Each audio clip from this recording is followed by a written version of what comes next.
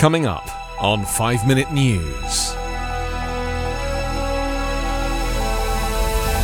Biden calls on leaders to end backward slide of democracy as new legislation passes the House.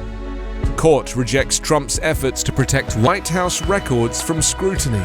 And New York City passes bill to let non-citizens vote in municipal elections. It's Friday, December 10. I'm Anthony Davis. President Joe Biden expressed alarm at a backward slide of democracy around the globe on Thursday, calling on fellow world leaders to work with him to bolster democratic institutions as his administration grows increasingly concerned about China and Russia's push for global influence. Biden's comments to more than 100 leaders at the White House's first virtual summit for democracy came as they pointed to a host of challenges confronting democracies, including corruption, inequality, and limitations on press freedom, not just around the world, but also in the United States. Will we allow the backward slide of rights and democracy to continue unchecked? Biden asked. It's a central tenet of Biden's foreign policy outlook, one that he vowed would be more outward-looking than his predecessor's America First approach. Biden underscored that even long-established democracies like the United States haven't been immune to the strains, and he called the moment an inflection point in history. Meanwhile, U.S. states are passing laws to limit access to the ballot, making it more difficult for Americans to vote, and the January 6 attack at the Capitol has left many in Donald Trump's Republican Party clinging to his false claims of a stolen election, eroding trust in the accuracy of the vote. Meanwhile, the U.S. House of Representatives on Thursday passed a sweeping government oversight bill aimed at reining in the powers of the presidency, but the measure faces little chance of passing the narrowly divided Senate. The Protecting Our Democracy Act would limit the president's pardon powers and strengthen oversight of other government functions, which supporters said were intended to address weaknesses that former President Trump exploited during his 4 years in office. A federal appeals court ruled on Thursday against an effort by the former president to shield documents from the House committee investigating the January 6 insurrection at the U.S. Capitol. In a 68-page ruling, the three-judge panel tossed aside Trump's various arguments for blocking, through executive privilege, records that the committee regards as vital to its investigation into the run-up of the deadly riot that was aimed at overturning the results of the 2020 election. Judge Patricia Millett, writing for the court, said Congress had a uniquely vital interest in studying the events of January 6 and that President Joe Biden had made a carefully reasoned determination that the documents were in the public interest and that executive privilege should therefore not be invoked.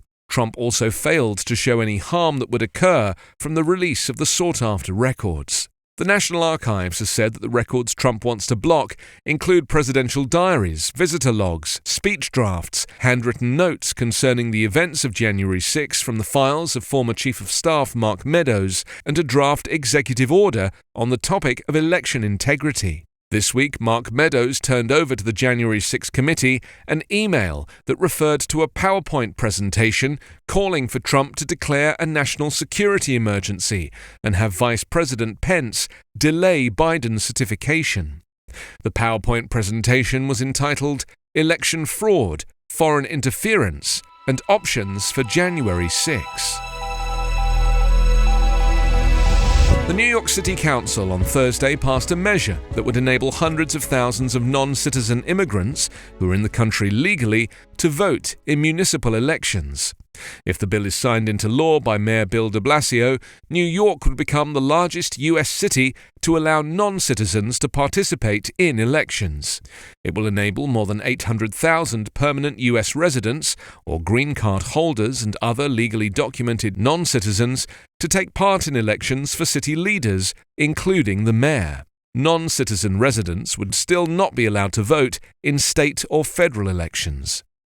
I am proud to be voting on legislation that will give the right to vote to green card holders and people who are authorized to work in the United States of America, Council Speaker Corey Johnson said before the vote. Immigrants pay taxes, he said. They use city services. Their kids go to our public schools. They are part of our community, and they deserve a say in local government. The measure, which passed 33-14, just short of a veto-proof two-thirds majority, sparked a debate that was often emotional, with many members invoking their own immigrant family histories. Some members also questioned whether the bill would pass legal muster, asserting that the state constitution bestows voting rights to every citizen. Those concerns were shared by de Blasio, who cited misgivings over outstanding legal questions about the city's authority to enact such a measure, but he suggested that he would still sign the legislation. A report last year by the Mayor's Office estimated that nearly 10% of the city's 8.8 million residents were green card holders or other immigrants with legal status. New York would join at least 14 U.S. cities, including San Francisco, already allowing non-citizens to vote in their municipal elections.